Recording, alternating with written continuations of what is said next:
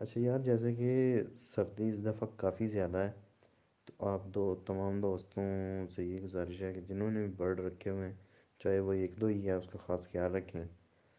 तो हमारे इलाके में यानी ज़िला सियालकोट में गुज़िश्ता कोई 5-6 दिनों से या हफ्ता ही लगा लें, तो यहाँ पे और रात में धुंध काफ़ी बढ़ जाती है, जो कि दिन में 8-9 बजे तक शदीद ही रहती है तकरीबन। क्योंकि कभी कम भी हो जाती है, लेकिन रात में अच्छी बड़ी धुंध हो जाती है। तो बर्ड के केजेस को आप कवर करके रखें, जो सेंसिटिव बर्ड है।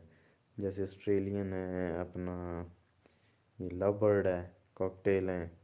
तो ये थोड़े से ना जो सेंसिटिव परिंदे मैं समझता हूँ, अपना अपना तजर्बा है भाई। जो अच्छी इम्यूनिटी वाला बर्ड है ना, ज़बरदस्त इम्यूनिटी वाला, वो है इंडियन रिंग नेक पैरट। और वो ऐसे सख्त जान होते हैं वो। उन रिंग नेक की बात नहीं मैं कर रहा जो बच्चे लेके पाले हों, उनका अपना एक इम्यून सिस्टम है। लेकिन जो वाइल्ड है, क्या बात है यार, उनकी क्या बात है। तो वो सरवाइव करते हैं और बहुत अच्छा से सरवाइव करते हैं सर्दी में, गर्मी में। तो इससे ये है कि आपने बर्ड के जो भी केजेस हैं उनको कवर करके रखना है अच्छे तरीके से। तो रिंग नेक को ज़्यादा टेंशन नहीं होती।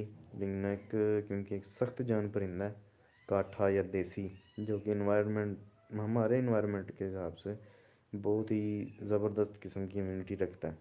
तो ये करना है आपने कि कवर करके रखने हैं, बाकी दाना पानी का ख्याल रखना है। सूरजमुखी ज़्यादा कर दें, और रेगुलर से ज़्यादा थोड़ी सी मकदार कर दें। और ख्याल करें कि आप ग्रीन फूड वगैरह जो हैं, पत्तेदार सब्जियां, वो कम ही डालें। बिल्कुल तर्क ना करें, लेकिन कम डालें। उससे ये है कि अगर बर्ड में को मसला आ गया तो वो टेंशन देगा फिर आपको। तो चलें जी, वीडियो एंड करते हैं, 10 मिनट हो चुके हैं। तो टेक केयर, अल्लाह हाफिज़।